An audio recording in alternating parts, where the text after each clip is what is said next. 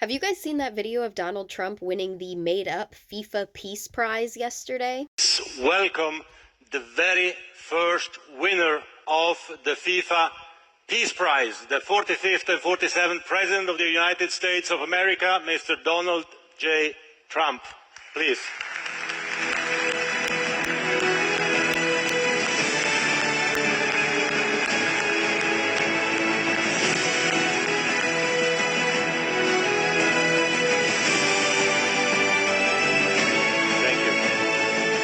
Thank you, Mr. President. Mr. President, this is your prize. This is your Peace Prize. There is also a beautiful medal for you that you can wear everywhere you want to go. I'm going to wear it right now. Okay, let me hold. Fantastic. Excellent.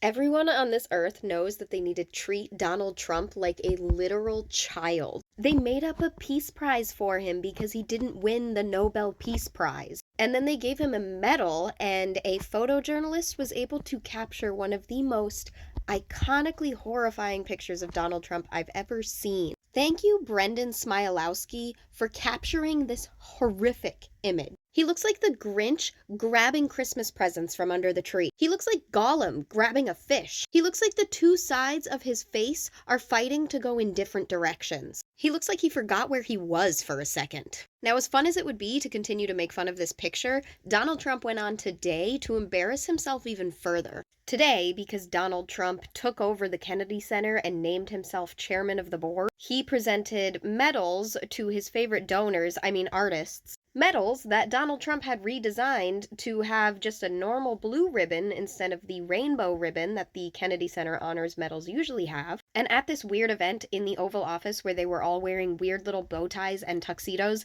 he had a completely brain meltdown when he was trying to remember George Strait's name. This is perhaps the most accomplished and renowned class of Kennedy Center honorees ever assembled.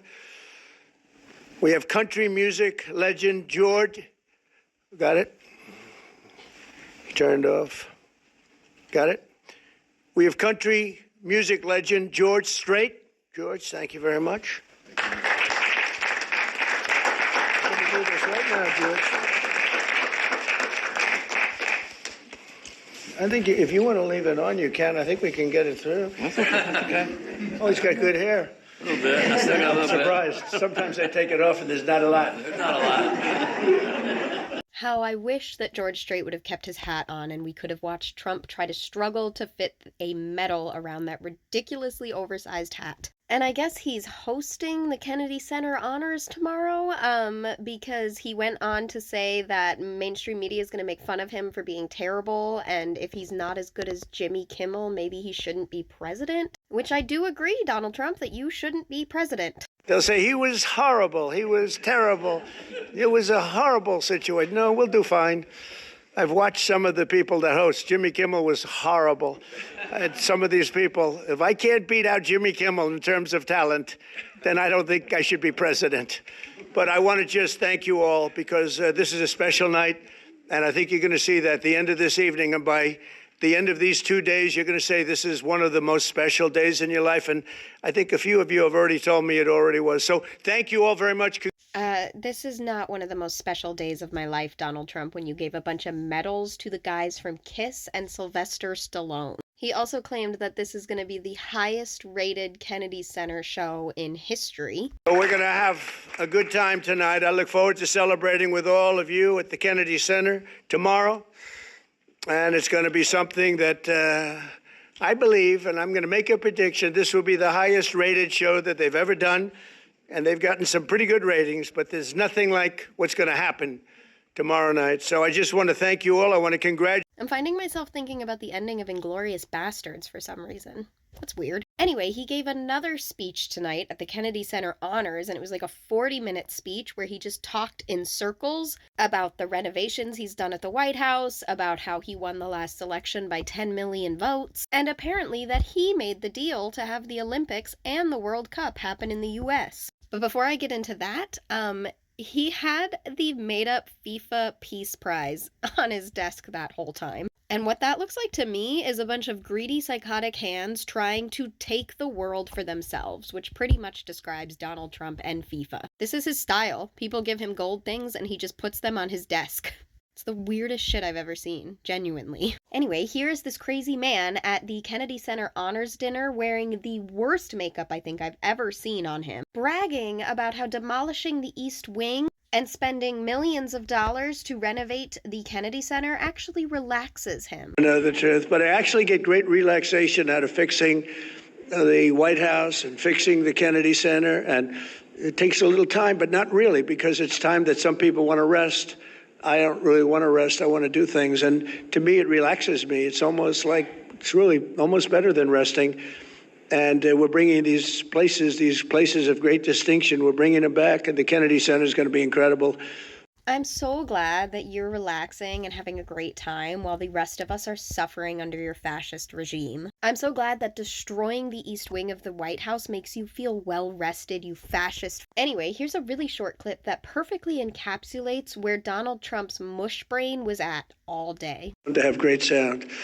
And we're putting up large slabs of marble in a couple of the great halls. And it's already, we did some testing. It's made it, as good as it is, it's made it even better. Marble can do that.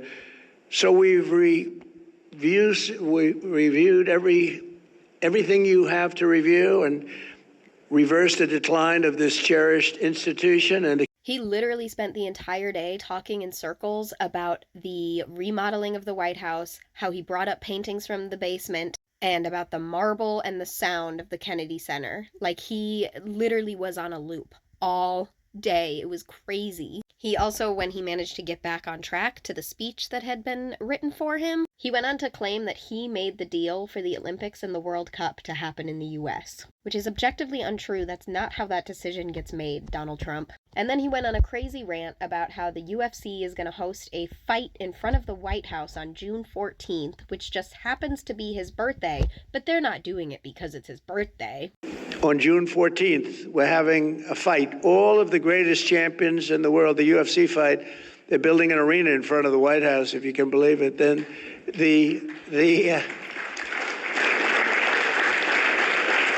like 6,000 seats, and then they're going to build it for the fight. They're going to have the greatest champions of the world coming, and they're going to have over 100,000 people out. They're putting screens all over certain parts of Washington so everyone can see it. I don't think there'll be anything like it. It'll be on a Sunday night, June 14th. Flag Day happens to be my birthday, but I didn't do it for that reason. It actually, sir, we like the June 14th date. I said, it's my birthday. They didn't know it, but they picked it. But it's, I'll take a little heat on that, but it's not that.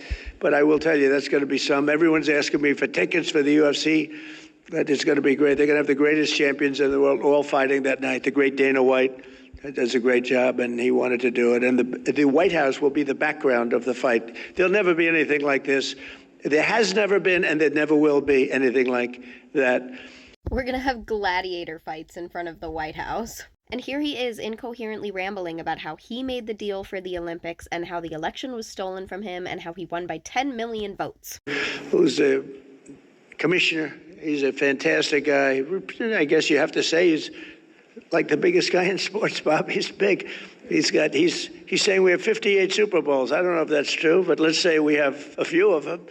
But they have a lot of matches, and it's all taking place here. Don't forget, when I made that deal during my first term, and then I made the deal for the Olympics, and I said, man, it's so bad because they were made 6 years away. So I said, I won't be president. And then I got screwed, and I said, let's do it again. And I did it again. We did great the second time. Unbelievable. We won by a lot. But the third time, we won by 10 million votes. But it was a COVID era. A lot of things happened. And a very crooked election, a lot of crooked people.